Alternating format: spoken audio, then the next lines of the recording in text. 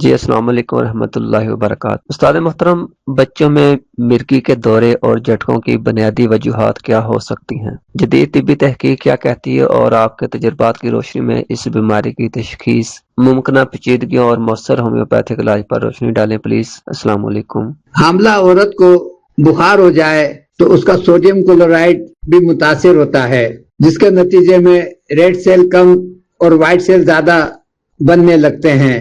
مریضہ اس کمزوری کی شکایت جب اپنی گائنیکولوجسٹ سے کرتی ہے تو وہ بخار کو مائنڈ کیے بغیر لیبارٹری سے کنفرم کر کے کہ اس کو خون کی کمی ہو رہی ہے، آئرن کی انجیکشن، کیپسول، کیلشیم ٹانک کے طور پہ دیتی ہے تاکہ خون بنے اور مریضہ کی کمزوری دور ہو۔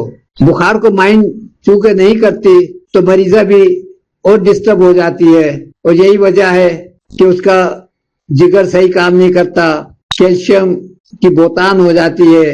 ایسا بچہ جب پیدا ہوتا ہے تو اس کو پہلے ہفتے میں جانڈس ہوتا ہے۔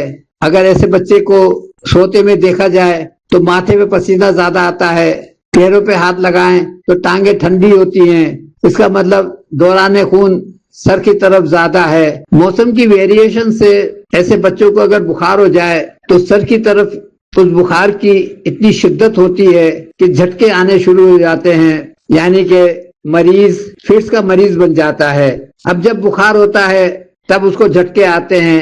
ایسے مریضوں کو اگر ہم پہلے وائرابیٹ دے دیں بخار کی مناسبت سے، 15 منٹ یا آدھے گھنٹے کے بعد کیلکریا کارب، جسے کیلشیم کارب بھی کہتے ہیں، وہ دے دیں تاکہ دوران خون سر کی طرف سے کم ہو اور یہ فٹس کی بیماری دور ہو جائے۔ بخار کا پرہیز کرانا ضروری ہوتا ہے کہ کوئی جوس نہ دیں، کوئی پھل نہ دیں، کوئی طاقت کی چیز نہ دیں، اور اس طریقے سے مریض کو جب سے ہم دوائیں دیتے ہیں اس کو پھر جھٹکے نہیں آتے، بخار نہیں ہوتا اور دوران خون بھی ایک جیسا ہو جاتا ہے۔